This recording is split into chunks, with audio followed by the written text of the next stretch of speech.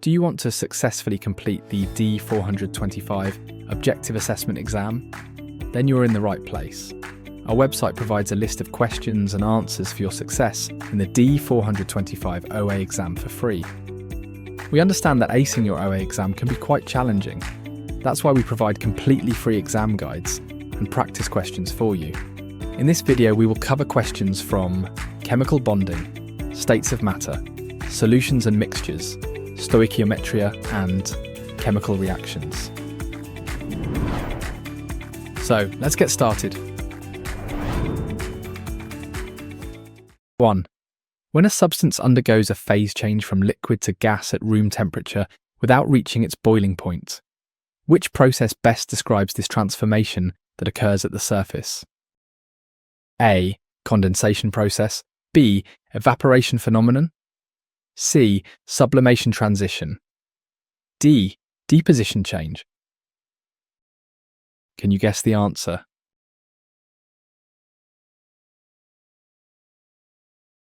Correct answer, B. Evaporation phenomenon. Explanation: option B is correct because evaporation occurs when liquid molecules at the surface gain enough kinetic energy to escape into the gas phase below boiling point. Option A is incorrect because condensation is the opposite process where gas molecules come together to form liquid droplets on surfaces.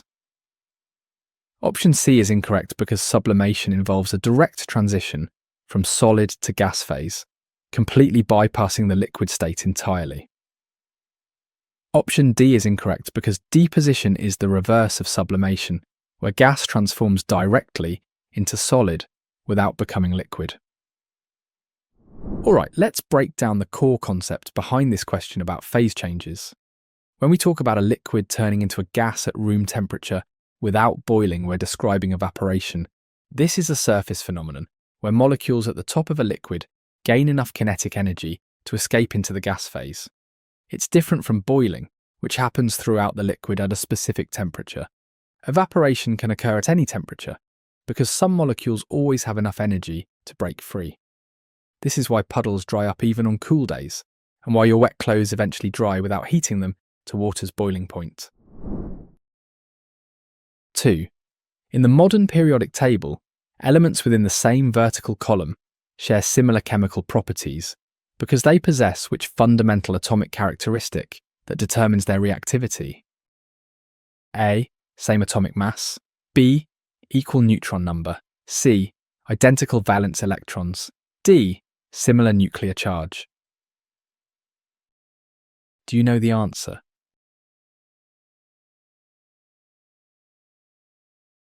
Correct answer, C. Identical valence electrons.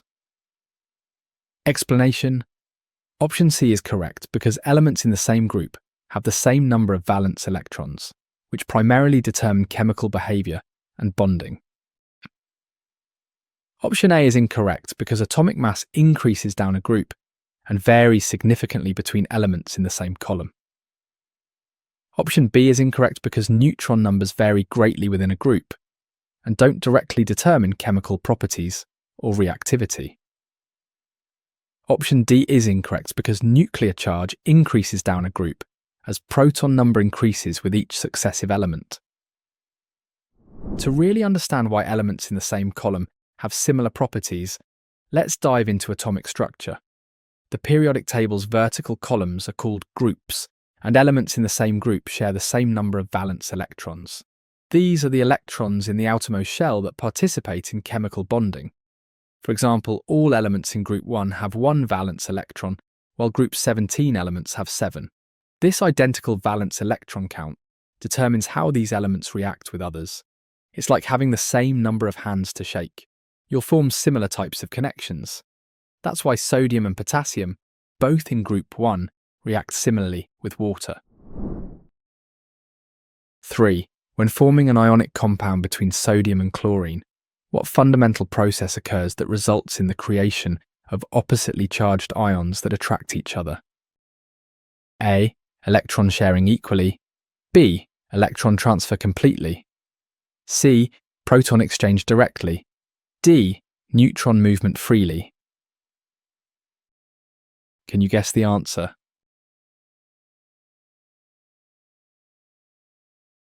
Correct answer, B. Electron transfer completely. Explanation. Option B is correct, because ionic bonding involves the complete transfer of electrons from a metal to a non-metal, creating oppositely charged ions that attract each other. Option A is incorrect because equal electron sharing is characteristic of covalent bonding, where atoms share electrons rather than transferring them. Option C is incorrect because proton exchange would change the identity of the element and does not occur in chemical bonding. Option D is incorrect because neutron movement does not occur during chemical reactions and would not create charged ions. This is a critical concept for understanding ionic bonding. When sodium meets chlorine, something dramatic happens, a complete electron transfer. Sodium, a metal, has one valence electron it wants to lose. Chlorine, a non-metal, needs one electron to complete its outer shell. The sodium atom gives its electron completely to chlorine. This isn't sharing like in covalent bonds. It's a full transfer of ownership. After the transfer, sodium becomes positively charged because it lost an electron, and chlorine becomes negatively charged because it gained one. These opposite charges attract each other strongly, creating the ionic bond that holds table salt together. 4. Which state of matter exhibits both definite volume and indefinite shape, allowing its particles to flow and move past each other while maintaining relatively close proximity? A. Solid state only. B. Liquid phase specifically. C. Gas form exclusively. D. Plasma state uniquely. Do you know the answer?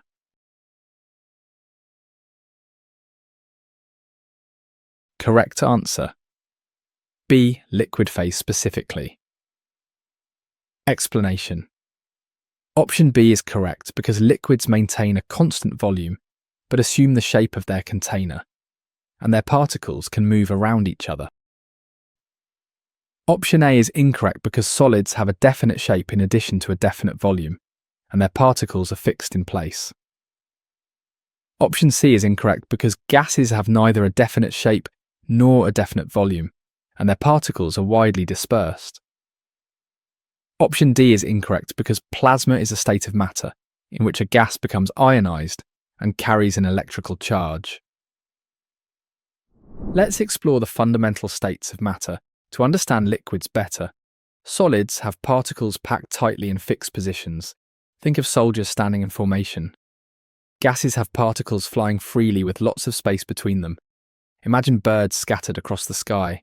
Liquids are the middle ground. Their particles are close together like in solids, giving them definite volume, but these particles can slide past each other like people in a crowded room. This sliding ability means liquids flow and take the shape of their container while maintaining a constant volume. That's why water fills a glass from bottom up, but doesn't expand to fill the entire room like a gas would. 5. The scientific method relies on which approach to ensure that experimental results are reliable and can be verified by other researchers working independently? A. Single observation only. B. Reproducible testing consistently. C. Theoretical prediction alone. D. Mathematical proof exclusively.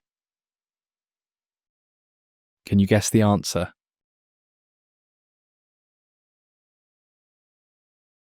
Correct answer, B. Reproducible testing consistently. Explanation. Option B is correct, because scientific validity requires experiments to be repeatable, with consistent results by different researchers independently. Option A is incorrect because single observations cannot establish patterns or verify hypotheses without repeated testing and confirmation by others. Option C is incorrect because theoretical predictions must be tested experimentally to be validated rather than accepted without empirical evidence. Option D is incorrect because mathematical proofs alone cannot replace experimental verification in empirical sciences like chemistry requiring observation. 6. When atoms form covalent bonds, they achieve stability by doing what with their valence electrons to satisfy the octet rule for electron configuration? A. Losing electrons completely. B. Gaining electrons entirely. C. Sharing electron pairs. D. Destroying electron clouds. Do you know the answer?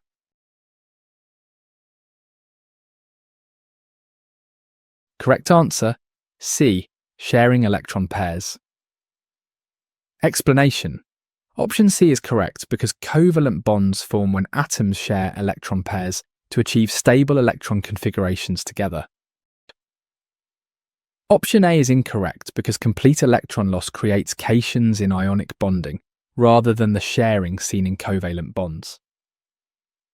Option B is incorrect because complete electron gain creates anions in ionic bonding, not the mutual sharing of covalent bonding. Option D is incorrect because electrons cannot be destroyed in chemical reactions, and this violates conservation of mass and energy. Let's dig into the principle behind covalent bonding and the octet rule. When two non-metal atoms come together, neither wants to give up electrons completely. They're both electronegative. Instead, they compromise by sharing electron pairs. Think of it like two people sharing an umbrella. Both benefit from the shared resource. Each shared pair creates one covalent bond. Atoms do this to achieve 8 valence electrons, mimicking the stable electron configuration of noble gases. Water is a perfect example. Oxygen shares electrons with 2 hydrogens. The oxygen gets to count the shared electrons toward its octet. While each hydrogen achieves its duet, this electron sharing creates strong directional bonds that determine molecular shape. 7. What distinguishes a pure substance from a mixture in terms of composition and the ability to separate components using physical methods? A. Variable composition throughout. B. Fixed composition always. C. Random properties everywhere. D. Changing structure constantly. Can you guess the answer?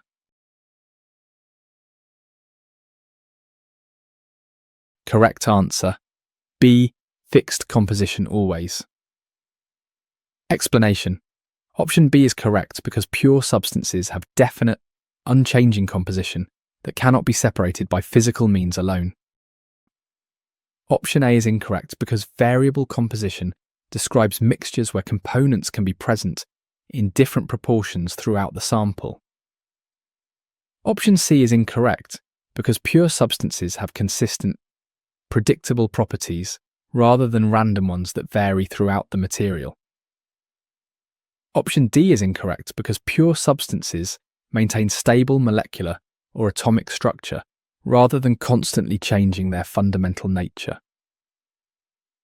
This question explores the fundamental difference between pure substances and mixtures. A pure substance has a fixed, definite composition. Every sample is identical at the molecular level. Water is always H2O, whether from a glacier or the ocean. Salt is always NaCl. You cannot separate a pure substance into components using physical methods like filtering or distillation because it's all one type of molecule or atom. Mixtures, however, contain multiple substances that retain their individual properties. Air is a mixture of nitrogen, oxygen, and other gases. Salt water is a mixture where both salt and water keep their chemical identities. Physical separation works on mixtures because the components aren't chemically bonded. 8. The law of conservation of mass states that during any chemical reaction, the total mass of products must equal what? A. Half reactant mass. B. Double reactant mass. C. Total reactant mass. D. Random mass value. Do you know the answer?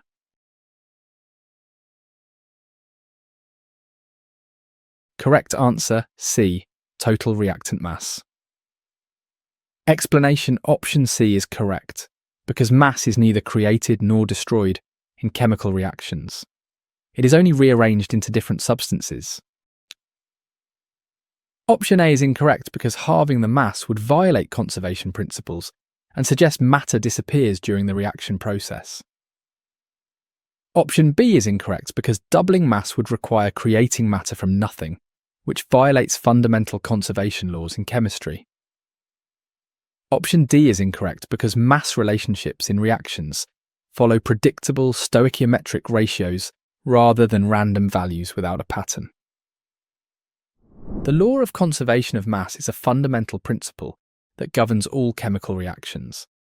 Antoine Lavoisier discovered that in any chemical reaction, mass is neither created nor destroyed, it's simply rearranged. If you start with 100 grams of reactants, you'll end with exactly 100 grams of products. The atoms present at the beginning are the same atoms present at the end, just bonded differently. Think of it like building with blocks. You can create different structures, but you always have the same number of blocks. This law is why we balance chemical equations. Every atom on the left side must appear on the right side. Nothing vanishes, nothing appears from nowhere. 9. Which property of water molecules resulting from their bent shape and polar nature allows them to form hydrogen bonds with each other? A. Nonpolar character completely. B. Partial charge distribution. C. Metallic bonding presence. D. Ionic dissociation fully. Can you guess the answer?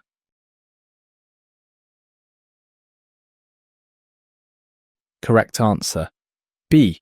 Partial charge distribution. Explanation. Option B is correct because water's bent shape creates partial positive and negative charges, enabling hydrogen bonding between molecules.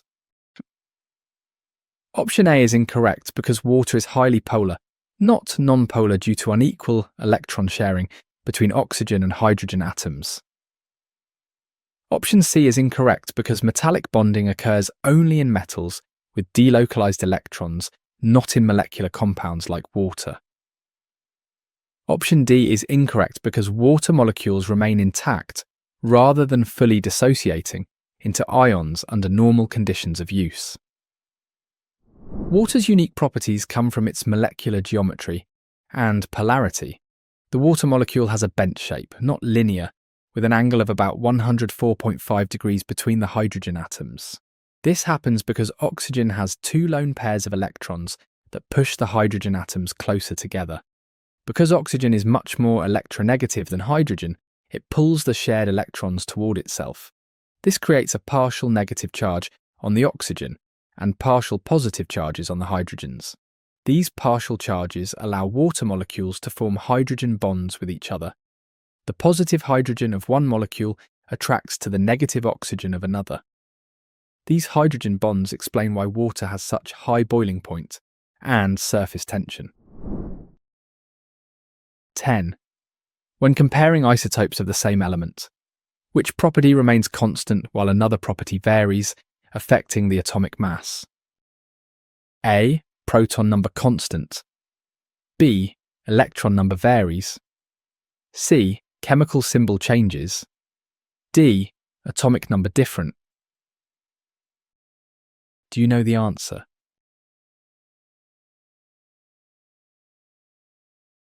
Correct answer. A. Proton number constant. Explanation. Option A is correct because isotopes have the same number of protons, but different numbers of neutrons affecting mass. Option B is incorrect because neutral isotopes have equal electrons and protons, while the neutron number is what actually varies. Option C is incorrect because isotopes of an element share the same chemical symbol, since they are the same element fundamentally. Option D is incorrect because atomic number defines the element and must be identical for all isotopes of that element. Isotopes are variations of the same element that differ only in their neutron count. The key to understanding isotopes is remembering what defines an element, its proton number. Carbon always has 6 protons. If it had 7, it would be nitrogen. But carbon can have different numbers of neutrons. Carbon-12 has 6 neutrons, carbon-13 has 7 neutrons, and carbon-14 has 8 neutrons. These are all carbon because they all have 6 protons. The different neutron counts affect the mass, but not the chemical properties, since chemistry depends on electrons, and neutral isotopes have the same electron count as proton count. This is why all carbon isotopes form the same compounds and react the same way chemically. 11. Acids and bases can be identified by their characteristic behaviour when dissolved in water, specifically their ability to do what? A. Form precipitates always. B. Release or accept protons. C. Create metals directly. D. Produce noble gases. Can you guess the answer?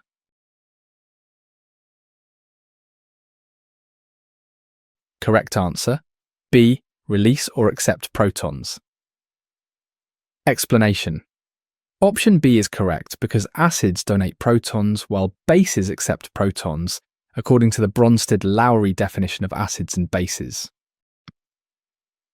Option A is incorrect because precipitate formation is not a defining characteristic of acids or bases, but rather a result of certain ionic reactions. Option C is incorrect because acids and bases do not create metallic elements, which are pure substances and not formed in acid-base reactions. Option D is incorrect because noble gases are unreactive elements not produced by acid-base reactions under normal chemical conditions. To really understand acids and bases, let's focus on what happens at the molecular level with protons. According to the Bronsted-Lowry definition, acids are proton donors and bases are proton acceptors. A proton is simply a hydrogen ion, a hydrogen atom that lost its electron. When hydrochloric acid dissolves in water, HCl molecules release protons to water molecules. The water accepts the proton and becomes hydronium ion. Ammonia, a base, does the opposite. It accepts protons from water. This proton transfer is the essence of acid-base chemistry. It's like a game of hot potato with protons. Acids want to give them away, bases want to catch them. This explains why acids and bases neutralize each other. 12. The mole concept provides chemists with a way to count particles by relating them to what measurable quantity in the laboratory. A. Volume only always. B. Mass in grams. C. Temperature in Celsius. D. Pressure in atmospheres. Do you know the answer?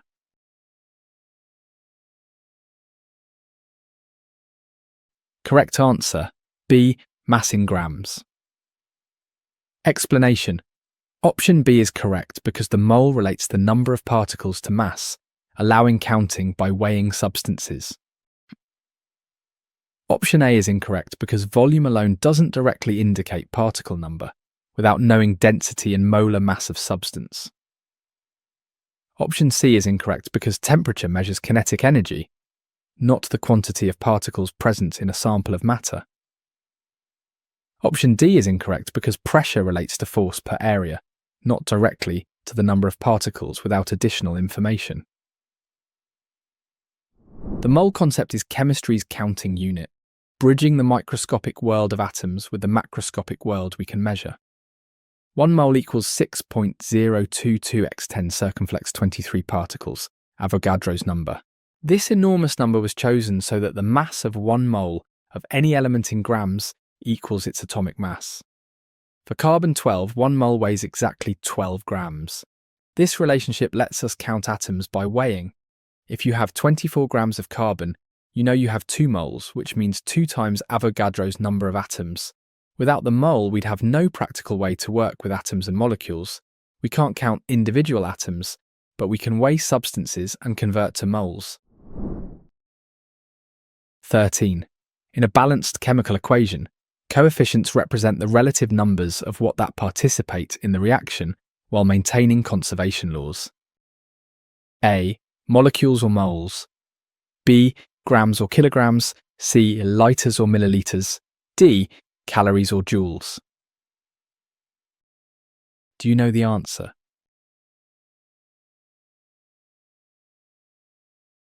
Correct answer. A. Molecules or moles. Explanation. Option A is correct because coefficients show the ratio of molecules or moles of reactants and products in reactions. Option B is incorrect because mass units require conversion using molar masses, and don't directly appear as coefficients in equations. Option C is incorrect because volume measurements aren't represented by coefficients, which show particle ratios, not volume ratios in reactions.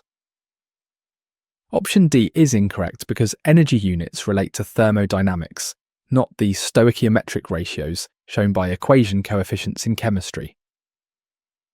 Balanced equations are the language of chemistry, and coefficients are the key words. These numbers in front of formulas tell us the ratio of particles involved, whether individual molecules or moles of substance. In the equation 2H2 plus O2, 2H2O, the coefficients say that 2 molecules of hydrogen react with 1 molecule of oxygen to produce 2 molecules of water. Scale this up to moles. 2 moles of hydrogen react with 1 mole of oxygen to make 2 moles of water. These ratios are fixed by nature. You can't change them without changing the reaction. Coefficients maintain the law of conservation. They ensure equal numbers of each atom type on both sides. They're the recipe that tells us exactly how much of each ingredient we need. 14. Which type of chemical bond typically forms between two non-metal atoms that have similar electronegativity values? A. Ionic bond exclusively. B. Covalent bond primarily. C. Metallic bond only. D. Hydrogen bond solely. Can you guess the answer?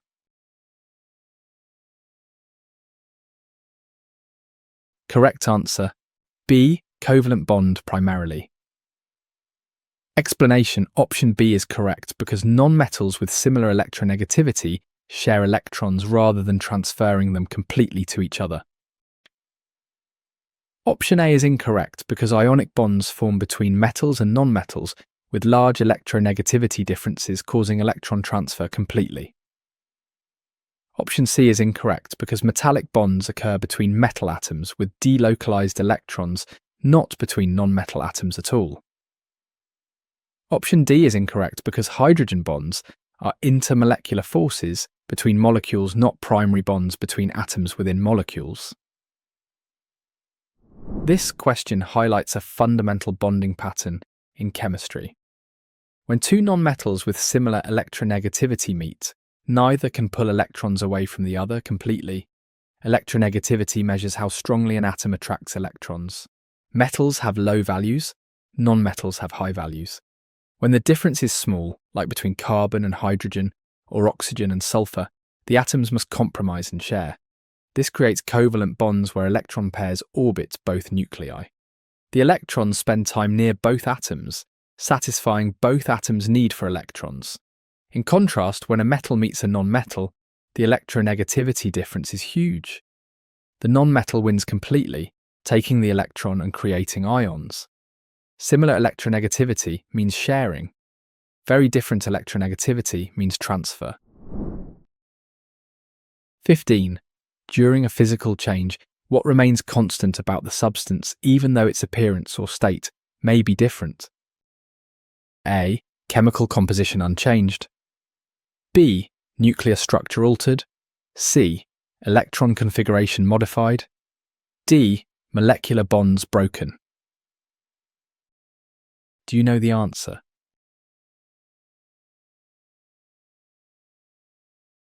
Correct answer, A. Chemical composition unchanged. Explanation: option A is correct because physical changes alter appearance or state, but not the chemical identity of the substance. Option B is incorrect because nuclear changes involve radioactivity and transmutation, not simple physical changes like melting or freezing. Option C is incorrect because electron configuration changes indicate chemical reactions, not physical changes which preserve molecular identity intact. Option D is incorrect because breaking molecular bonds constitutes a chemical change creating new substances, not just physical transformation. Understanding physical versus chemical changes is crucial in chemistry. A physical change alters appearance or form, but not chemical identity. When ice melts to water, or water boils to steam, it's still H2O. Same molecule, different arrangement. The molecules move differently but remain intact. You can reverse physical changes by changing conditions. Freeze water, condense steam. Chemical changes are different. They break and form chemical bonds, creating new substances with new properties. When iron rusts, it combines with oxygen to form iron oxide, a completely different compound. When wood burns, cellulose molecules break down into carbon dioxide and water. You can't unburn wood or unrust iron by simple physical means. Chemical composition is the key distinction. 16. What determines the chemical properties of an element more than any other factor in its atomic structure? A. Total mass number. B. Neutron count exactly. C. Electron arrangement pattern. D. Nuclear size directly. Can you guess the answer?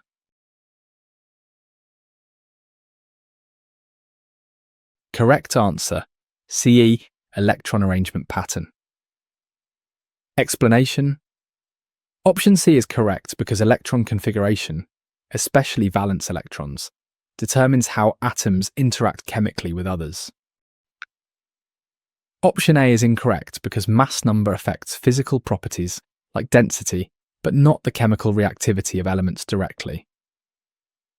Option B is incorrect because neutrons affect nuclear stability and isotope mass but do not participate in chemical bonding or reactions.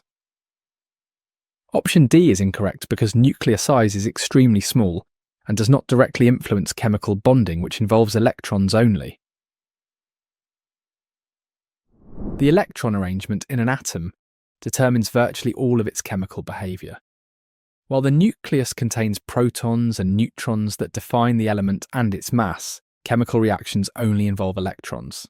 Specifically, the valence electrons, those in the outermost shell, determine how an atom bonds. Sodium has one valence electron it easily loses, making it highly reactive. Neon has 8 valence electrons, a full shell, making it inert. The electron configuration explains periodic trends too. Elements in the same group have similar properties because they have the same valence electron pattern. Atomic size, ionization energy, and electronegativity all depend on how electrons are arranged. Chemistry is essentially about electron rearrangement, making electron configuration the master key to understanding elements. 17. When dissolved in water, ionic compounds dissociate into their constituent ions, which allows the solution to conduct what? A. Heat energy only. B. Electric current freely. C. Light waves directly. D. Sound vibrations clearly. Do you know the answer?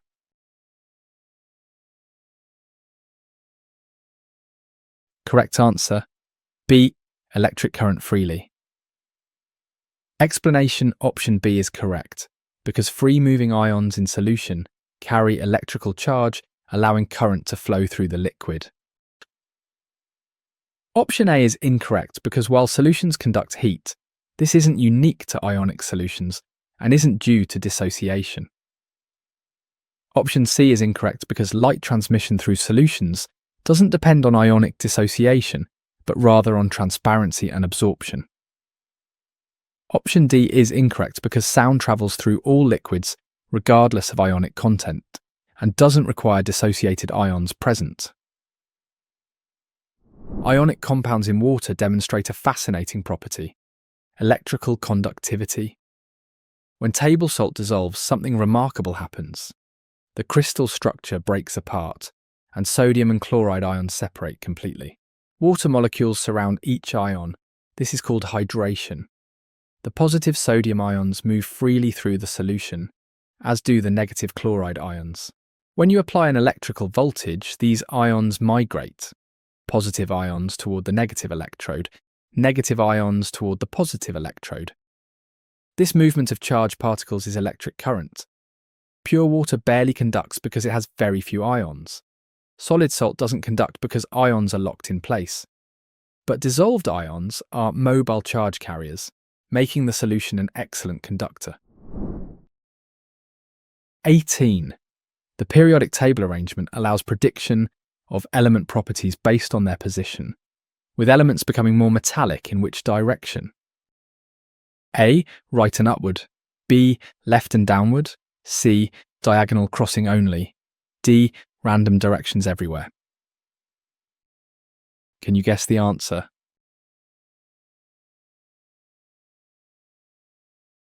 Correct answer B. Left and downward. Explanation: option B is correct because metallic character increases toward the bottom left of the periodic table systematically.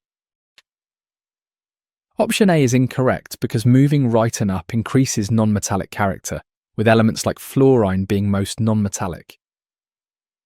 Option C is incorrect because metallicity does not follow diagonal patterns but rather increases systematically left and down the table. Option D is incorrect because periodic trends follow predictable patterns based on atomic structure, not random distributions across the table. The periodic table reveals a clear pattern for metallic character. As you move left and down the table, elements become more metallic. This trend reflects atomic structure. Moving left means fewer valence electrons to lose. Moving down means electrons are farther from the nucleus and easier to remove. Francium, in the bottom left corner, is the most metallic element. It has one valence electron very far from its nucleus. Fluorine, in the top right, is the most non-metallic. It has 7 valence electrons held tightly. Metals lose electrons easily, conduct electricity, and are malleable. Non-metals gain electrons, are poor conductors, and are brittle. The diagonal from boron to astatine separates metals from non-metals, with metalloids showing intermediate properties. 19. Solutions can be classified as unsaturated, saturated, or supersaturated, based on their ability to dissolve additional what at given conditions. A. Solvent molecules more. B. Solute particles additional. C. Container material extra. D. Catalyst substance new. Do you know the answer?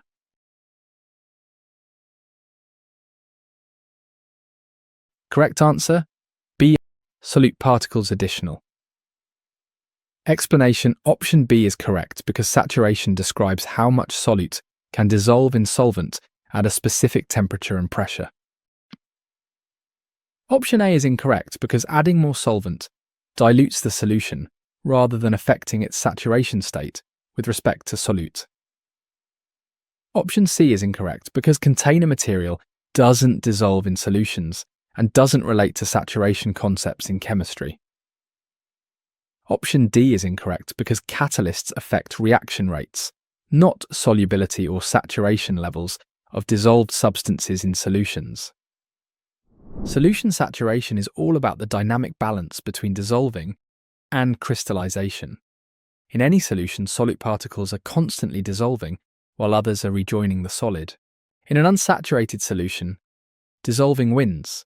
You can add more solute and it dissolves. In a saturated solution, these processes are balanced. The solution holds the maximum amount of soluty at that temperature. Add more and it just sits at the bottom. Supersaturated solutions are unstable exceptions where the solution holds more than it should. They're created by dissolving solute at high temperature, then carefully cooling. One tiny crystal or vibration can trigger rapid crystallization. Temperature is key. Most solids are more soluble in hot water, while gases are more soluble in cold water. 20. Chemical equilibrium occurs when forward and reverse reaction rates become equal, resulting in what observable characteristic of the system? A. Constant concentrations maintained. B. Complete reaction stopping. C. All products forming. D. Temperature dropping rapidly. Can you guess the answer?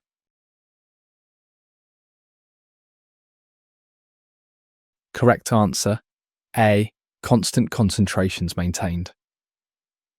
Explanation: option A is correct, because at equilibrium concentrations remain constant, though molecular level reactions continue occurring in both directions. Option B is incorrect because reactions continue at equilibrium, with forward and reverse processes occurring at equal rates dynamically. Option C is incorrect because equilibrium involves both reactants and products, present not complete conversion to products only ever.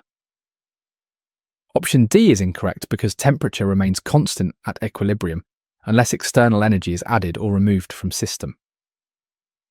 Chemical equilibrium is a dynamic state where opposing processes balance perfectly. Imagine a busy doorway where people enter and leave at the same rate. The room's population stays constant even though individuals keep moving. In chemical equilibrium, forward and reverse reactions occur simultaneously at equal rates. Reactants form products while products reform reactants. The concentrations appear frozen, but molecules are constantly reacting. If we have A converting to B, at equilibrium some A is always becoming B, while some B becomes A at the exact same rate. This isn't a dead stop, it's a perfectly balanced dance. The equilibrium position depends on temperature, pressure, and concentration. Le Chatelier's principle tells us the system shifts to counteract any disturbance. 21. Stoichiometry calculations require balanced equations because they ensure that the number of each type of what remains constant. A. Molecules created newly. B. Atoms conserved completely. C. Electrons gained only. D. Neutrons produced freshly. Do you know the answer?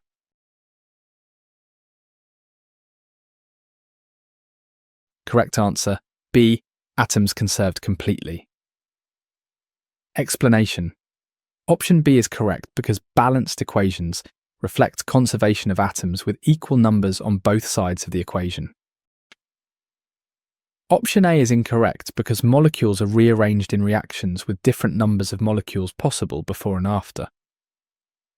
Option C is incorrect because electron transfer occurs in redox reactions, but total electrons are conserved, not just gains counted. Option D is incorrect because neutrons remain within nuclei during chemical reactions and are not produced or consumed in reactions.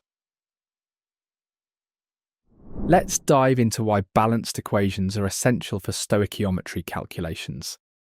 When we balance a chemical equation, we're ensuring that atoms are conserved. The same number of each type of atom appears on both sides. This isn't just bookkeeping, it reflects a fundamental law of nature. Atoms can't be created or destroyed in chemical reactions, only rearranged. Consider making water from hydrogen and oxygen. If you don't balance the equation, you might think one hydrogen molecule makes one water molecule. But the balanced equation shows you need 2 hydrogen molecules for every oxygen molecule. This atomic accounting ensures mass conservation and lets us calculate exactly how much product we can make from given reactants. Without balanced equations, our calculations would violate the laws of physics. 22. The ideal gas law relates pressure, volume, temperature, and moles, assuming that gas particles have negligible what between them. A. Attractive forces present. B. Kinetic energy total. C. Molecular mass value. D. Temperature differences existing. Can you guess the answer?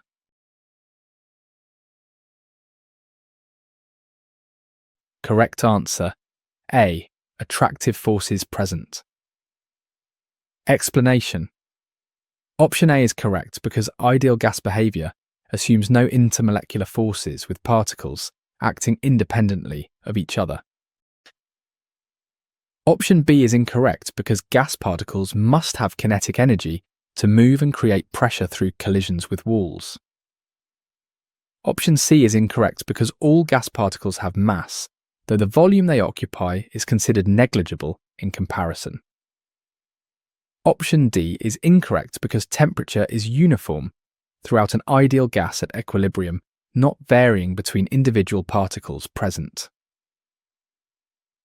The ideal gas law makes a critical assumption about intermolecular forces, specifically that they don't exist.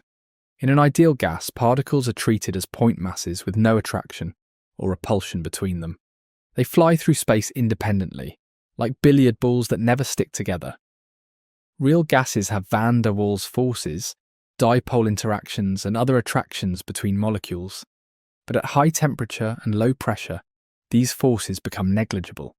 The kinetic energy overwhelms any attractions, and particles are far apart. This is why the ideal gas law works well for most gases under normal conditions. When gases are compressed or cooled, intermolecular forces matter more and real gas behaviour deviates from ideal predictions. The assumption of no attractive forces simplifies calculations tremendously. 23. Limiting reactants determine the maximum amount of product formed because they are completely consumed before what occurs in the reaction. A. Temperature rises significantly. B. Pressure drops suddenly. C. Other reactants depleted. D. Catalyst becomes inactive. Do you know the answer?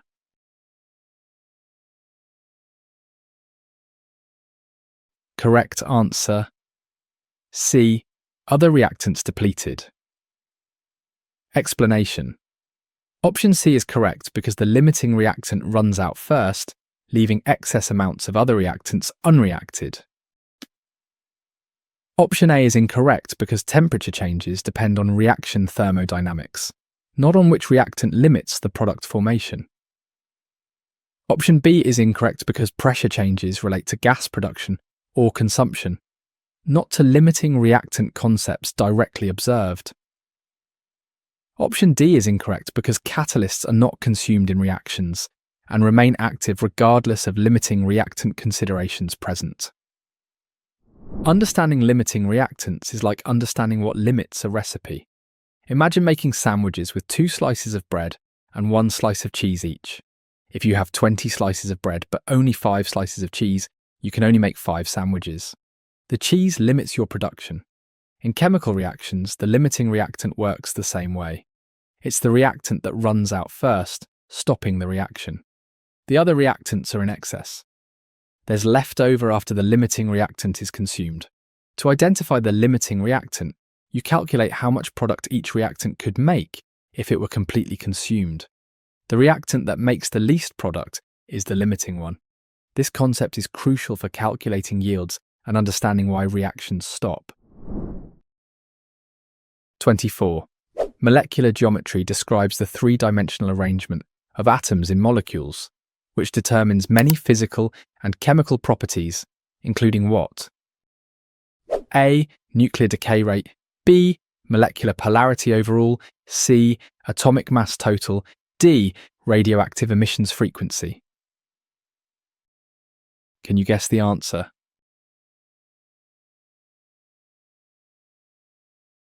Correct answer: B. Molecular polarity overall. Explanation.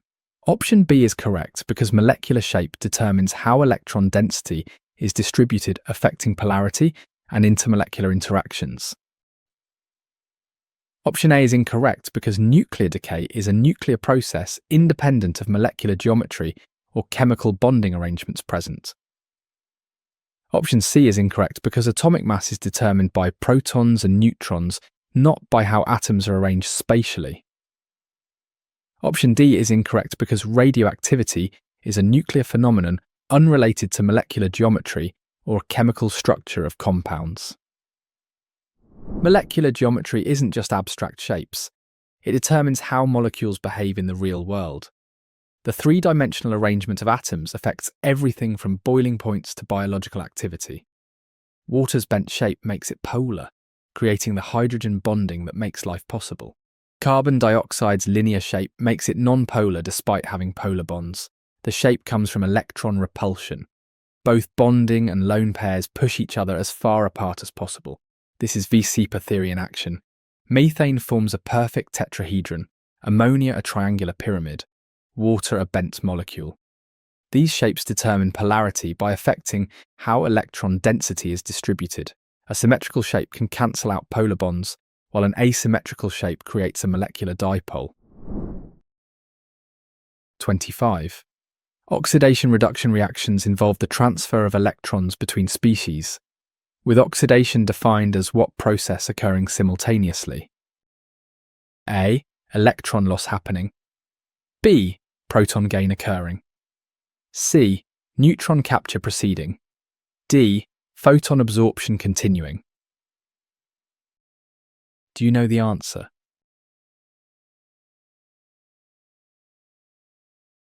Correct answer, A. Electron loss happening. Explanation. Option A is correct because oxidation means losing electrons, while reduction means gaining electrons in redox reactions simultaneously. Option B is incorrect because proton transfer defines acid-base reactions, not oxidation-reduction reactions, which involve electrons moving between species. Option C is incorrect because neutron capture is a nuclear reaction, not involved in chemical oxidation. Reduction processes at all. Option D is incorrect because photon absorption relates to electronic excitation, and spectroscopy not to redox reactions involving electron transfer. Oxidation-reduction reactions are all about electron transfer, and understanding this helps predict chemical behaviour. Oxidation means losing electrons. Despite its name, oxygen isn't always involved. When iron rusts, iron atoms lose electrons to become iron ions. That's oxidation. Reduction means gaining electrons. The charge is reduced. These processes always occur together because electrons can't exist alone in solution. If something loses electrons, something else must gain them. We remember this with oil rig. Oxidation is loss, reduction is gain. In any redox reaction, the total electrons lost equals the total gained. This electron accounting helps us balance complex equations and understand energy flow in batteries, corrosion, and biological systems like cellular respiration. 26. Concentration of solutions can be expressed in various units, with molarity specifically defined as moles of solute per watt. A. Kilogram of solvent.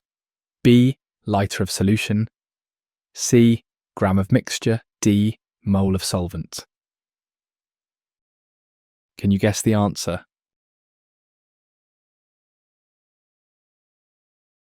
Correct answer, B. Liter of solution. Explanation. Option B is correct because molarity is defined as the number of moles of solute divided by the number of litres of solution. Option A is incorrect because the ratio of moles of solute to kilograms of solvent defines molality, not molarity.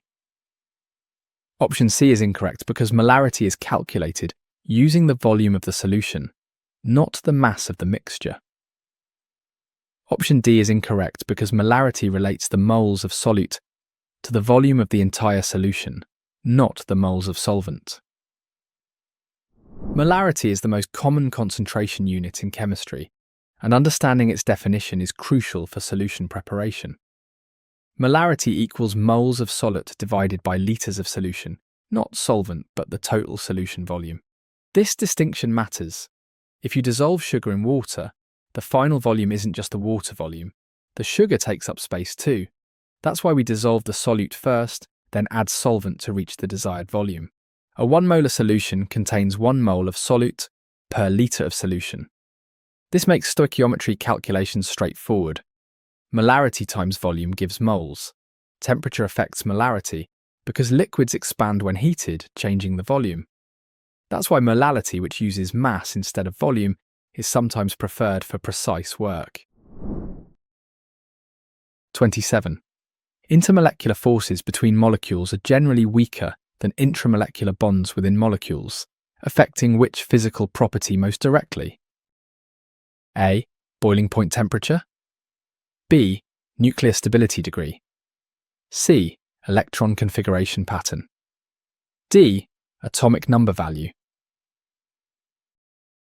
Do you know the answer?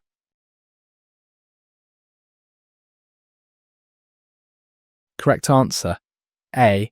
Boiling point temperature. Explanation. Option A is correct because stronger intermolecular forces require more energy to overcome, resulting in higher boiling points. Option B is incorrect because nuclear stability depends on neutron-proton ratios, not on intermolecular forces between separate molecules. Option C is incorrect because electron configuration is an atomic property not affected by forces between different molecules. Option D is incorrect because atomic number is fixed for each element, and doesn't change with intermolecular force strength. Intermolecular forces are the attractions between molecules that determine many physical properties, especially boiling point. These forces are much weaker than the covalent bonds within molecules, but strong enough to affect behaviour. Stronger intermolecular forces mean molecules stick together more, requiring more energy to separate them into gas phase. That means higher boiling points. Water has strong hydrogen bonds between molecules, so it boils at 100 degrees Celsius. Methane has only weak London dispersion forces, so it boils at negative 162 degrees. The pattern is clear. Stronger intermolecular forces equal higher boiling points. This also affects viscosity, surface tension, and vapour pressure. Breaking intermolecular forces doesn't change the molecules themselves, just how they interact with neighbours. 28. Catalysts increase reaction rates without being consumed by providing an alternative pathway with lower Watt. A. Product stability gained. B. Activation energy required. C. Reactant concentration needed. D. Temperature maximum allowed. Can you guess the answer?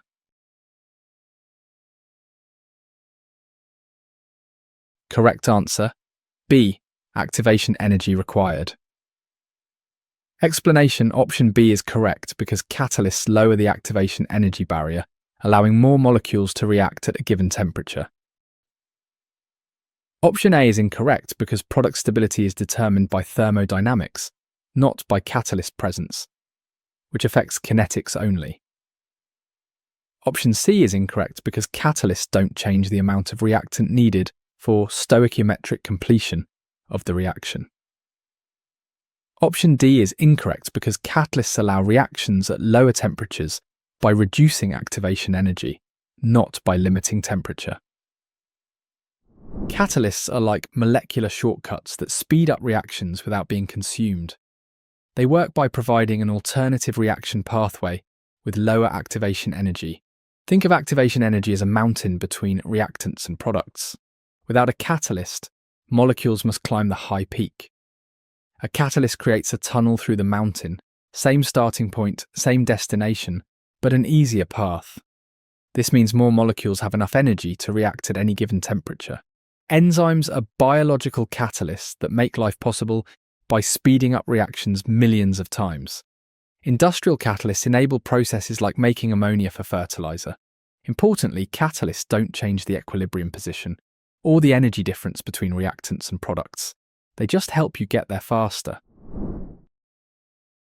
29. The octet rule states that atoms tend to gain, lose, or share electrons to achieve how many valence electrons?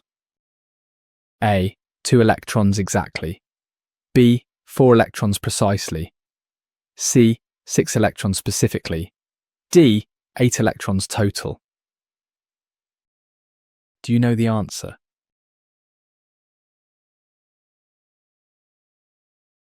Correct answer, D.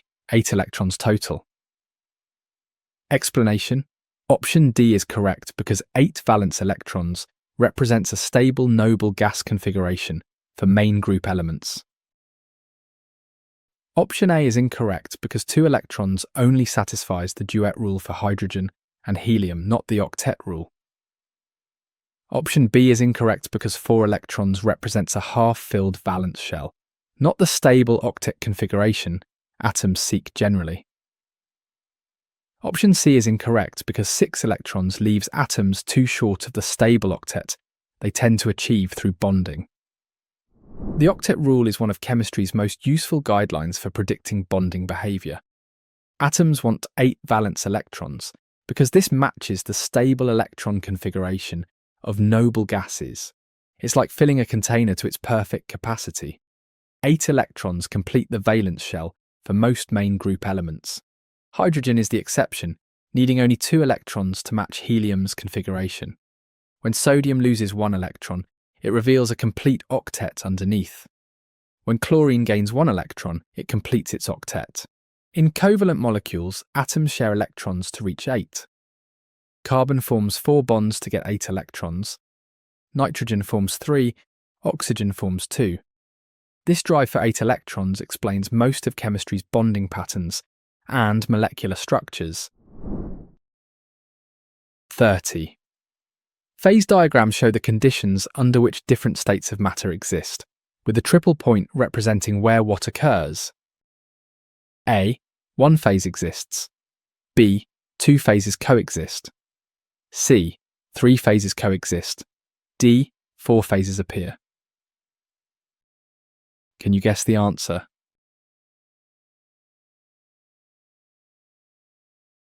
Correct answer, C. Three phases coexist. Explanation: option C is correct because the triple point is the unique temperature and pressure where solid, liquid, and gas coexist. Option A is incorrect because single phases exist over ranges of conditions, not at the special triple point specifically identified. Option B is incorrect because two phases coexist along phase boundary lines not at the triple point where three meet. Option D is incorrect because only three common phases exist for most substances under normal conditions, not four phases together. The triple point is a unique set of conditions where something remarkable happens. All three common phases of matter coexist in equilibrium. For water, this occurs at exactly 0.01 degrees Celsius and 0.006 atmospheres of pressure. At this precise point, ice, liquid water, and water vapour exist simultaneously. Molecules are transitioning between all three phases at equal rates. Move slightly in any direction on the phase diagram, and one or two phases disappear. The triple point is so reproducible that it's used to define temperature scales. Every pure substance has its own triple point at specific temperature and pressure. Carbon dioxide's triple point is at -57 degrees and 5.1 atmospheres. Below this pressure, dry ice sublimes directly to gas, which is why it's called dry ice. 31. Lewis structures represent molecular bonding by showing valence electrons as dots or lines, with single bonds containing how many electrons? A. One electron only. B. Two electrons paired. C. Three electrons total. D. Four electrons shared. Do you know the answer?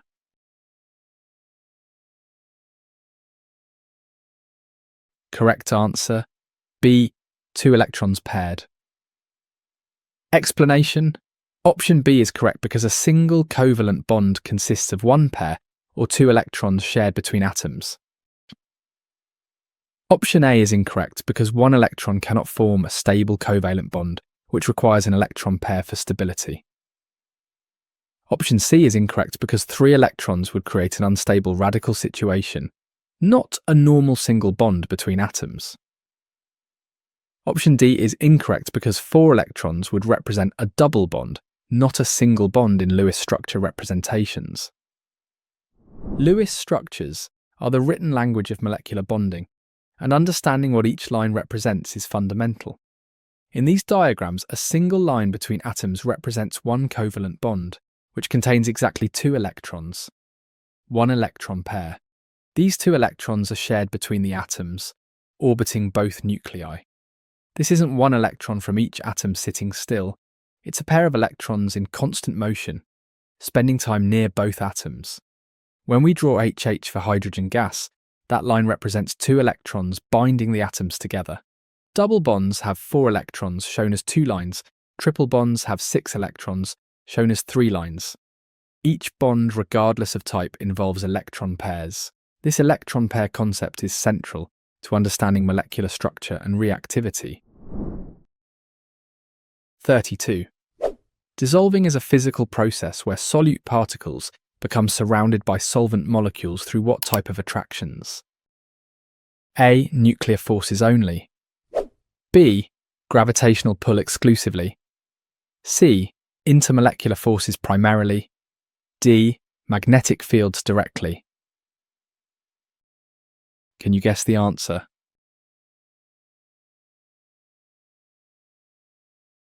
Correct answer, C. Intermolecular forces primarily. Explanation: option C is correct because dissolution involves intermolecular attractions between solute and solvent particles, enabling mixing to occur. Option A is incorrect because nuclear forces operate within atomic nuclei, not between molecules during the dissolving process. Option B is incorrect because gravitational forces are too weak at the molecular scale to drive the dissolution process in solutions. Option D is incorrect because magnetic fields do not drive normal dissolution, though they may affect certain paramagnetic substances. Dissolving is a fascinating process, driven by intermolecular forces between solute and solvent particles. When salt dissolves in water, water molecules surround and separate the ions. The positive parts of water molecules attract negative chloride ions, while the negative parts attract positive sodium ions. This process, called solvation, overcomes the ionic bonds holding the crystal together. For molecular solutes like sugar, the process is similar but gentler. Water molecules form hydrogen bonds with sugar molecules, pulling them into solution. The key principle is like dissolves like. Polar solvents dissolve polar solutes through dipole interactions. Non-polar solvents dissolve non-polar solutes through dispersion forces. Oil doesn't dissolve in water because water molecules attract each other more strongly than they attract oil molecules. 33. Energy changes in chemical reactions can be classified as endothermic or exothermic based on whether the system absorbs or releases what. A. Mass continuously flowing. B. Heat energy net. C.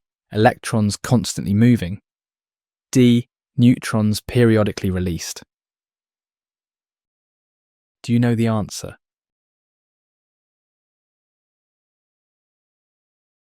Correct answer: B. Heat energy net. Explanation: option B is correct because exothermic reactions release heat, while endothermic reactions absorb heat from surroundings overall. Option A is incorrect because mass is conserved in chemical reactions, not absorbed or released according to conservation laws. Option C is incorrect because electron rearrangement occurs internally, while heat is what's actually exchanged with surroundings externally. Option D is incorrect because neutron release indicates nuclear reactions, not the chemical reactions classified as endothermic or exothermic. Energy changes in chemical reactions tell us whether reactions release or absorb heat from their surroundings. Exothermic reactions release heat energy, making the surroundings warmer. Combustion is the classic example. Burning wood releases heat that warms your home. The products have lower energy than the reactants, and the difference is released as heat. Endothermic reactions absorb heat, making the surroundings cooler. Photosynthesis is endothermic, using sunlight energy to build glucose from carbon dioxide and water. Ice packs use endothermic dissolution. Certain salts absorb heat when dissolving. The key is the energy difference between reactants and products. If products are lower energy, heat is released. If products are higher energy, heat must be absorbed to make the reaction happen. 34. Percent composition by mass tells us the relative amount of each element in a compound. Calculated by dividing element mass by what? A. Atomic number value. B. Molecular mass total. C. Density measurement obtained. D. Volume occupied completely. Can you guess the answer?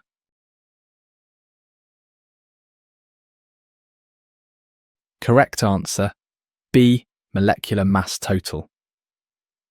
Explanation: option B is correct, because percent composition equals the mass of the element divided by the total molecular mass times 100. Option A is incorrect because the atomic number counts protons and doesn't represent mass for percentage calculations in compounds at all. Option C is incorrect because density relates mass to volume, not to the elemental composition percentages within compounds directly calculated. Option D is incorrect because volume doesn't directly determine mass percentages, which require mass ratios, not volume ratios, for calculation. Percent composition reveals the mass contribution of each element in a compound, calculated using molecular mass as the reference. To find percent composition, divide the total mass of each element by the molecular mass, then multiply by 100. For water, H2O has molecular mass 18, 2 from hydrogen, 16 from oxygen. Hydrogen's percent is 2 divided by 18 times 100, which equals 11%. Oxygen is 16 divided by 18 times 100, equaling 89%. These percentages always total 100 because we're accounting for all mass in the compound. Percent composition helps identify unknown compounds and verify purity. It's also the experimental data used to determine empirical formulas. Every pure compound has a fixed percent composition, regardless of its source. 35. Empirical formulas show the simplest whole number ratio of atoms in a compound, while molecular formulas show the actual what? A. Percentage by weight. B. Number of atoms. C. Electron configuration present. D. Bond angles measured. Do you know the answer?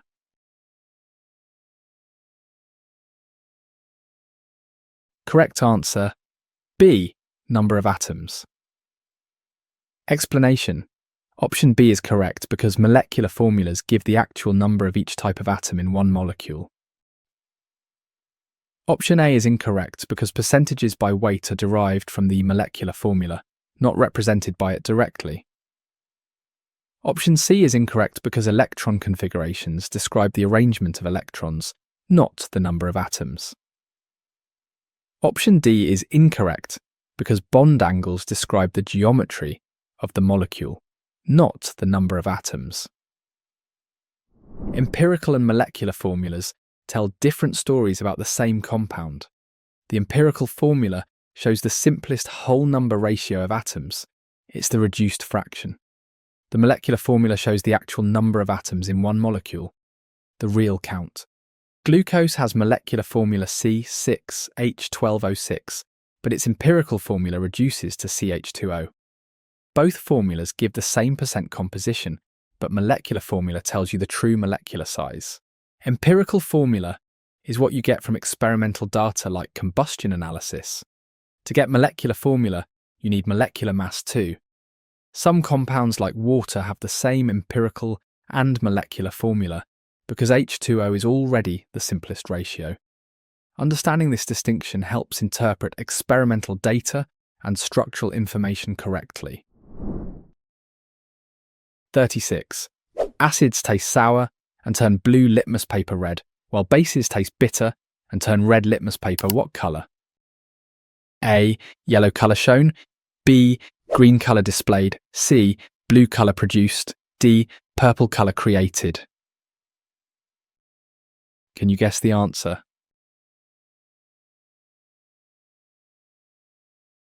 Correct answer, C. Blue colour produced. Explanation. Option C is correct because bases turn red litmus paper blue as a characteristic property for identifying basic solutions. Option A is incorrect because yellow isn't the colour change produced by bases on litmus paper, which turns blue, not yellow. Option B is incorrect because green isn't produced by bases on litmus, though it might appear with certain other indicators. Option D is incorrect because purple isn't the standard colour change for bases on litmus paper, which shows blue coloration. Litmus paper is one of chemistry's oldest and simplest indicators for identifying acids and bases. This special paper contains natural dyes from lichens that change colour depending on pH. Blue litmus paper is the acid detector. It turns red when exposed to acids. Red litmus paper is the base detector. It turns blue when exposed to bases. The colour change happens because the indicator molecules change structure in different pH environments. In acid, extra protons attach to the indicator, creating the red form. In base, protons are removed, creating the blue form. This is a reversible reaction, so the paper can change back if conditions change. Neutral solutions don't change either paper's colour. It's a quick visual way to classify solutions without precise pH measurement. 37. The kinetic molecular theory of gases assumes that gas particles are in constant random motion and that collisions between particles are what? A. Completely sticky always. B. Perfectly elastic throughout. C. Partially absorbed sometimes. D. Totally destructive immediately. Do you know the answer?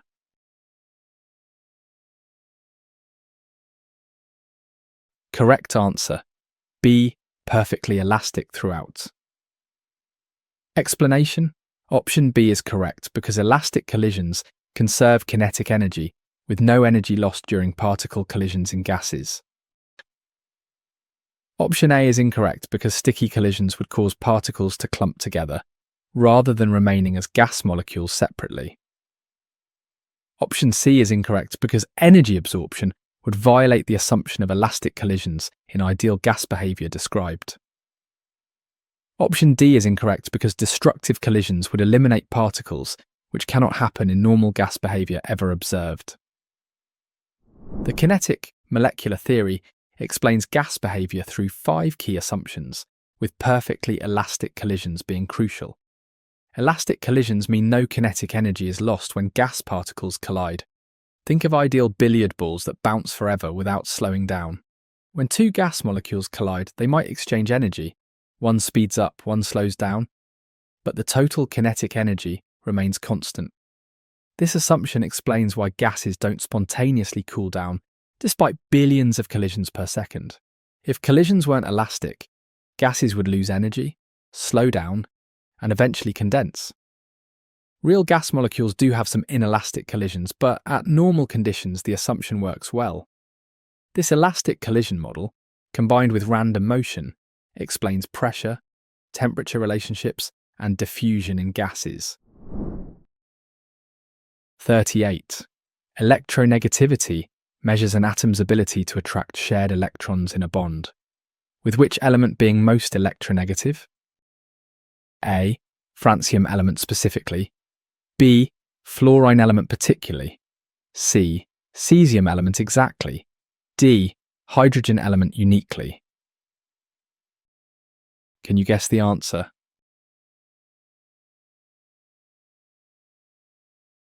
Correct answer. B. Fluorine element particularly. Explanation. Option B is correct because fluorine has the highest electronegativity value of all elements at approximately 4 on the Pauling scale. Option A is incorrect because francium has the lowest electronegativity, being the most metallic element in the periodic table.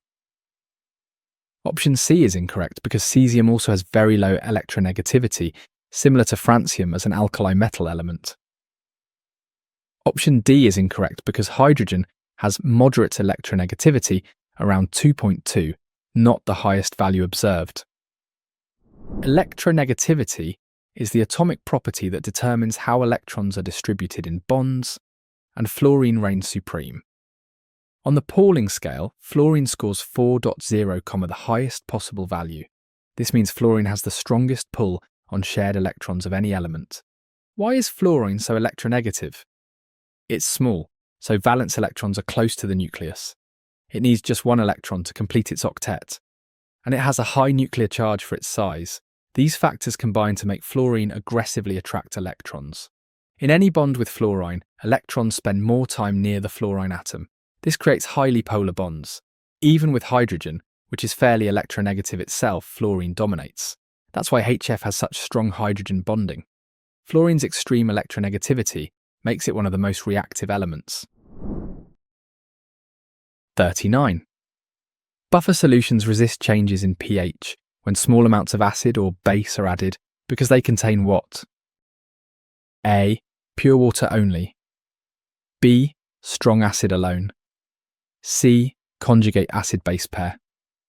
D. Neutral salts exclusively. Do you know the answer?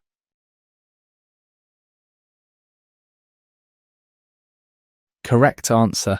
C. Conjugate acid-base pair. Explanation. Option C is correct because buffers contain weak acid and conjugate base or weak base and conjugate acid pairs. Option A is incorrect because pure water has no buffering capacity, and its pH changes significantly with acid or base addition. Option B is incorrect because strong acids completely dissociate and cannot maintain a stable pH when base is added to the solution. Option D is incorrect because neutral salts from strong acid-strong base reactions don't provide buffering capacity to solutions effectively. Buffer solutions are chemical shock absorbers that maintain stable pH when acids or bases are added. The secret is having both a weak acid and its conjugate base present, or a weak base with its conjugate acid. Consider acetic acid and acetate ions in solution. Add a strong acid and the acetate ions neutralize it by accepting protons. Add a strong base and the acetic acid neutralizes it by donating protons. Either way, the pH barely changes because the added strong acid or base is converted to weak forms. This conjugate pair acts like a chemical sponge, soaking up excess protons or hydroxide ions. Blood uses a carbonic acid bicarbonate buffer to maintain pH at 7.4. Without buffers, adding tiny amounts of acid or base would cause dramatic pH swings. 40. Dalton's law of partial pressures states that the total pressure of a gas mixture equals the sum of what? A. Individual gas pressures. B. Molecular weights combined. C. Temperature values added. D. Volume measurements total. Can you guess the answer?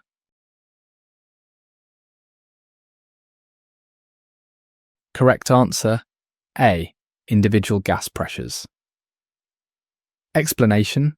Option A is correct because each gas contributes its partial pressure independently to the total pressure of the mixture. Option B is incorrect because molecular weights don't directly add to give the pressure. Pressure depends on moles, volume, and temperature.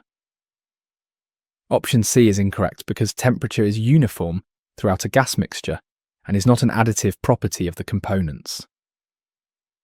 Option D is incorrect because all gases in a mixture occupy the same volume, and the volumes do not add for different components. This question explores the fundamental difference between pure substances and mixtures. A pure substance has a fixed, definite composition. Every sample is identical at the molecular level. Water is always H2O, whether from a glacier or the ocean. Nitrogen does the same, creating its partial pressure. The total pressure is simply the sum of these individual pressures. Air at sea level has total pressure of 1 atmosphere. Nitrogen contributes 0.78 atmospheres, oxygen contributes 0.21 atmospheres, and trace gases make up the rest. This additive property works because gas molecules are so far apart they barely interact. Each gas acts like it has the whole container to itself. This principle is crucial for understanding breathing, weather, and industrial gas processes. 41. Resonance structures are different Lewis structures for the same molecule that differ only in the placement of what? A. Atoms' positions changed. B. Electrons' locations varied. C. Neutrons distributed differently. D. Protons arranged alternatively. Do you know the answer?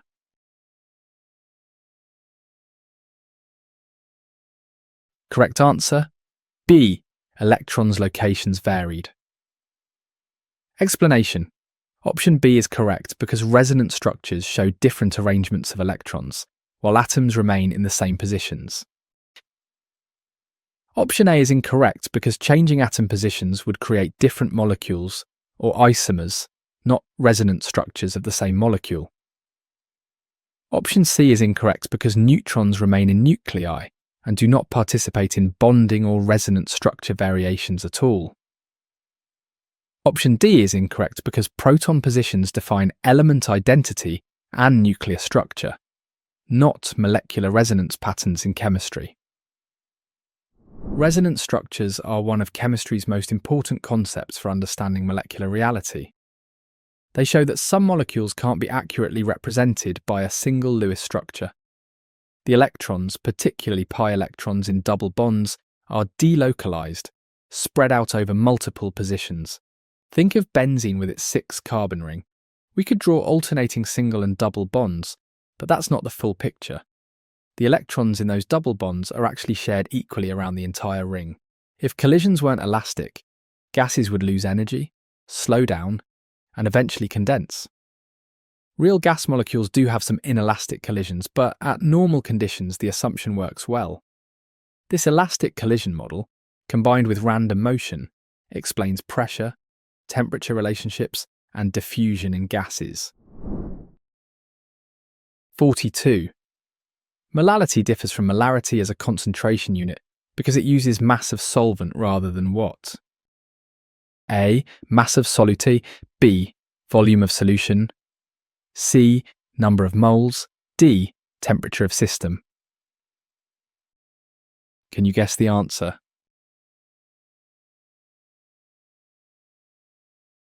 Correct answer, B. Volume of solution. Explanation: option B is correct because molality is defined as moles of solute per kilogram of solvent, while molarity is defined as moles of solute per litre of solution. Option A is incorrect because both molality and molarity use the amount, in moles, of solute in their definitions. Option C is incorrect because both molality and molarity use the number of moles of solute in the numerator of their respective ratios. Option D is incorrect because neither molality nor molarity directly include temperature in their definitions, although temperature can affect the volume of a solution used in molarity. Molality and molarity are both concentration units, but they differ in a crucial way that affects their temperature dependence. Molarity uses volume of solution in the denominator, moles per litre. Molality uses mass of solvent in the denominator, moles per kilogram. Why does this matter? Volume changes with temperature. Heat a solution and it expands, changing the molarity even though you haven't added or removed any solute. Mass doesn't change with temperature. A kilogram of water is a kilogram whether it's hot or cold. This makes molality temperature independent, perfect for precise work like determining boiling point elevation or freezing point depression. Scientists use molality when temperature varies during experiments. Molarity remains more common because it's easier to measure volumes than masses in the laboratory. 43. Polar molecules have an uneven distribution of charge creating a dipole moment, which allows them to interact through what forces? A. Dipole-dipole attraction strong. B. London forces only. C. Metallic bonding exclusively. D. Ionic bonding completely. Do you know the answer?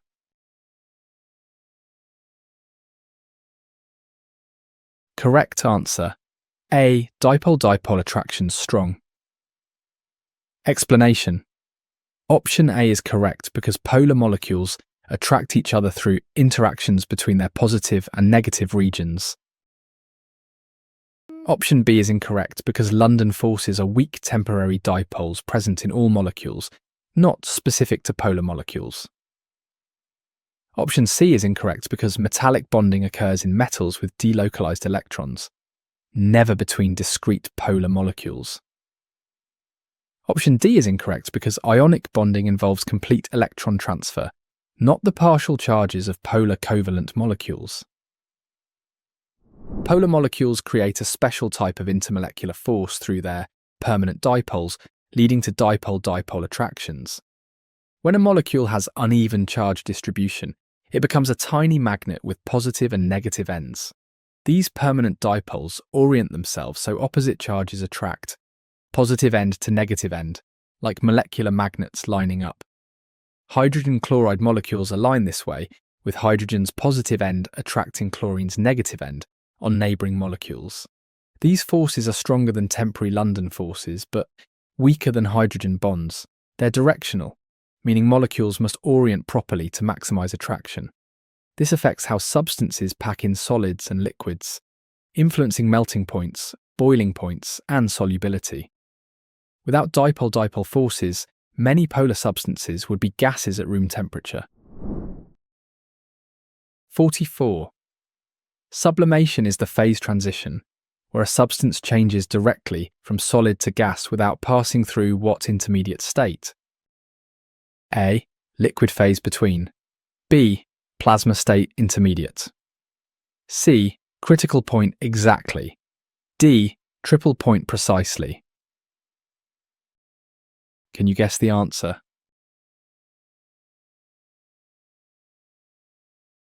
Correct answer, A. Liquid phase between. Explanation. Option A is correct because sublimation bypasses the liquid phase, going directly from solid to gas phase transition. Option B is incorrect because plasma is a high energy state beyond gas, not an intermediate between solid and gas phases. Option C is incorrect because the critical point marks where liquid and gas phases become indistinguishable, not the sublimation pathway taken. Option D is incorrect because the triple point is where all three phases coexist, not a phase to pass through. Sublimation is the direct phase transition from solid to gas, completely bypassing the liquid state. This happens when molecules in a solid gain enough energy to break free directly into the gas phase. Dry ice, solid carbon dioxide, is the classic example. They fly through space independently, like billiard balls that never stick together. Real gases have van der Waals forces, dipole interactions, and other attractions between molecules. But at high temperature and low pressure, these forces become negligible. Freeze-drying uses sublimation to preserve food by freezing it, then reducing pressure so ice sublimes away. The phase diagram shows sublimation occurs below the triple point pressure. Sublimation requires significant energy input because it breaks all intermolecular forces at once, not gradually like melting then boiling. 45. Precipitation reactions occur when two aqueous solutions mix to form an insoluble product that separates as what? A. Gas bubbles rising.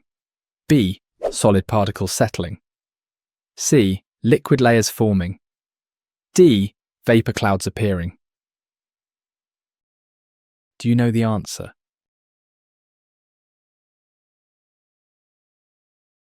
Correct answer, B. Solid particles settling. Explanation. Option B is correct because precipitates are insoluble solids that form and settle out of solution when produced. Option A is incorrect because gas evolution is a different type of reaction, not precipitation, which specifically forms solids. Option C is incorrect because immiscible liquids form layers, but precipitation specifically refers to solid formation from dissolved ions. Option D is incorrect because vapor clouds indicate evaporation or gas formation, not the solid precipitate formation in solutions. Precipitation reactions produce dramatic results when two clear solutions mix to form a solid.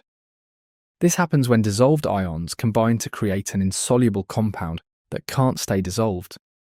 When silver nitrate solution meets sodium chloride solution, silver and chloride ions attract so strongly they form solid silver chloride crystals.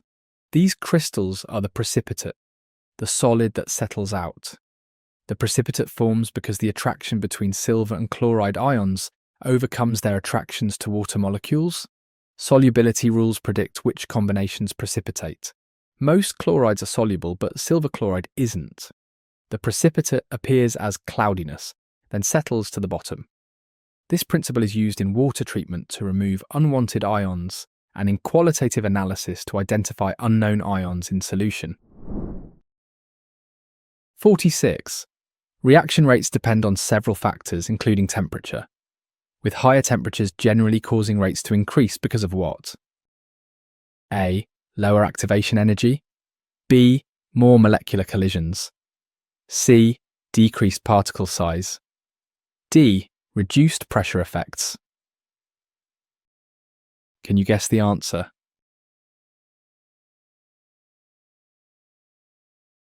Correct answer, B. More molecular collisions. Explanation.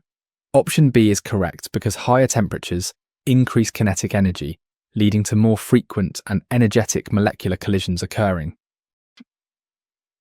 Option A is incorrect because temperature does not change activation energy, though catalysts can lower this energy barrier for reactions. Option C is incorrect because temperature does not change particle size, which is a separate factor affecting reaction rate independently. Option D is incorrect because pressure effects are separate from temperature effects, and reduced pressure would typically slow reactions. Temperature's effect on reaction rates reveals the molecular basis of chemical kinetics. Higher temperature means molecules move faster with greater kinetic energy. This has two crucial effects. First, molecules collide more frequently. Imagine cars on a highway moving faster and encountering each other more often. Second, and more importantly, these collisions are more energetic. More molecules have enough energy to overcome the activation energy barrier. At room temperature, maybe 1 in a million collisions has enough energy to react. Raise the temperature by 10 degrees and that might double. This is why food spoils faster in heat and why we refrigerate to slow reactions. The relationship is exponential, not linear. Small temperature increases cause large rate increases. Every chemical reaction speeds up with temperature, from rusting to enzyme activity. 47. Coordination compounds contain central metal atoms or ions surrounded by ligands, which are molecules or ions that donate what? A. Protons directly given. B. Electron pairs shared. C. Neutrons transferred completely. D. Positive charges only. Do you know the answer?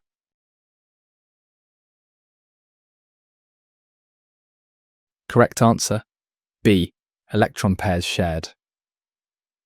Explanation.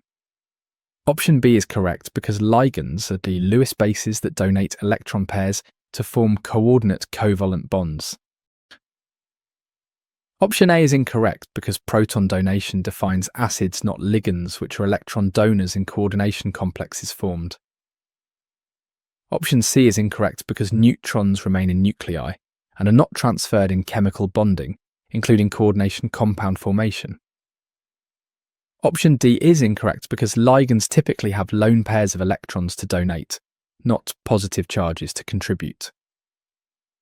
Coordination compounds showcase a unique type of bonding, where ligands donate electron pairs to central metal atoms.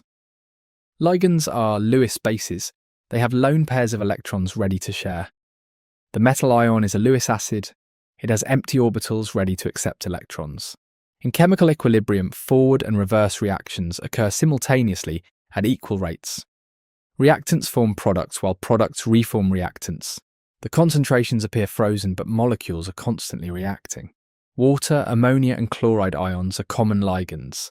Each can donate one pair, making them monodentate.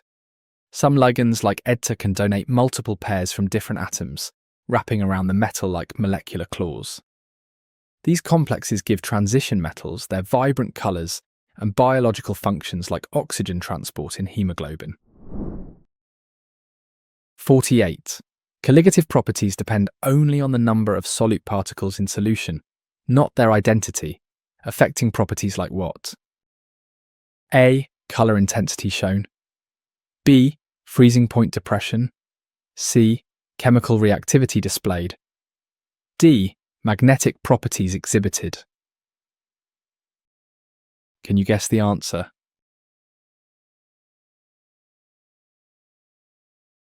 Correct answer: B. Freezing point depression. Explanation. Option B is correct because freezing point depression is a colligative property that depends on the concentration of solute particles, not their identity. Option A is incorrect because colour intensity is related to the specific chemical properties of the solute, not just the number of particles. Option C is incorrect because chemical reactivity is determined by the specific chemical properties and structure of the solute molecules, not just the number of particles. Option D is incorrect because magnetic properties are related to the electronic structure of the solute molecules, not just the number of particles. Colligative properties depend only on how many solute particles are dissolved, not what they are. Freezing point depression is a perfect example. When you dissolve anything in water, the freezing point drops, salt, sugar, or any solute. The identity doesn't matter, only the particle count. Hydrogen is the exception, needing only 2 electrons to match helium's configuration. When sodium loses 1 electron, it reveals a complete octet underneath. When chlorine gains 1 electron, it completes its octet. Empirical formula is what you get from experimental data like combustion analysis. To get molecular formula, you need molecular mass too. Some compounds like water have the same empirical and molecular formula because H2O is already the simplest ratio. Understanding this distinction helps interpret experimental data and structural information correctly. 49. Heterogeneous mixtures have visibly different regions or phases that can be distinguished, while homogeneous mixtures appear uniform throughout at what level? A. Atomic scale only. B. Molecular observation level. C. Visible inspection clearly. D. Nuclear level exclusively. Do you know the answer?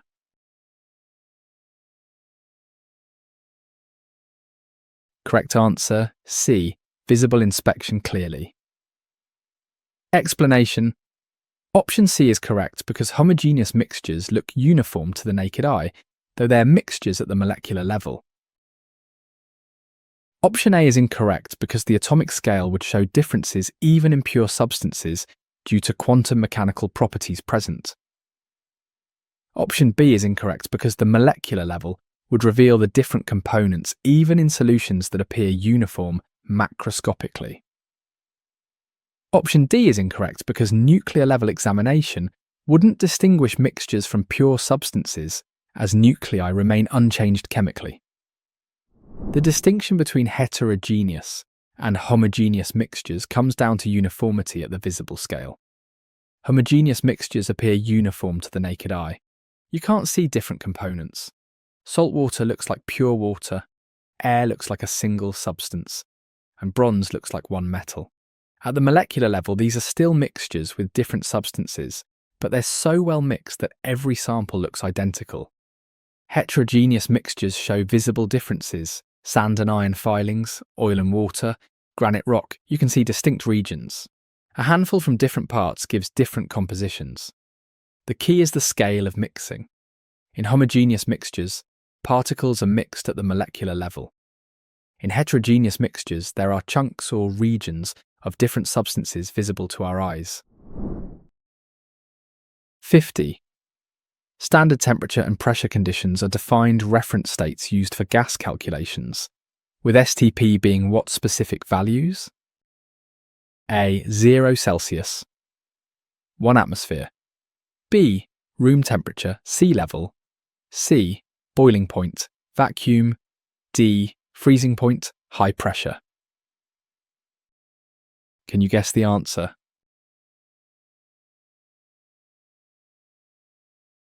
Correct answer, A. 0 Celsius, 1 atmosphere. Explanation.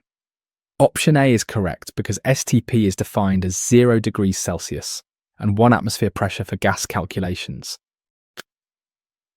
Option B is incorrect because room temperature varies and sea level pressure changes with weather, not providing standard reference conditions.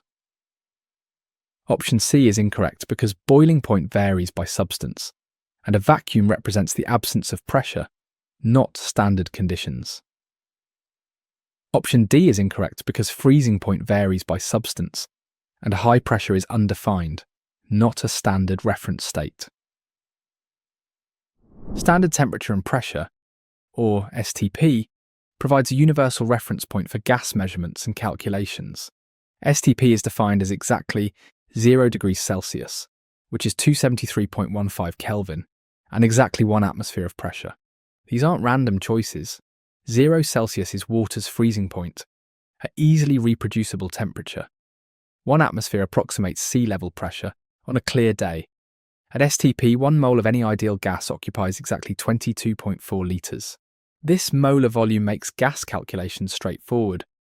Different organisations sometimes use slightly different standards, but 0 Celsius and 1 atmosphere is the most common for chemistry. When comparing gas behaviours, or reporting gas volumes, scientists specify STP conditions so everyone knows the exact reference point. Without standard conditions, comparing gas measurements would be meaningless since volume depends so strongly on temperature and pressure. You have reached the end of our first question set. For the free complete exam preparation, visit our website link in the description, where you find thousands more practice questions and comprehensive study guides.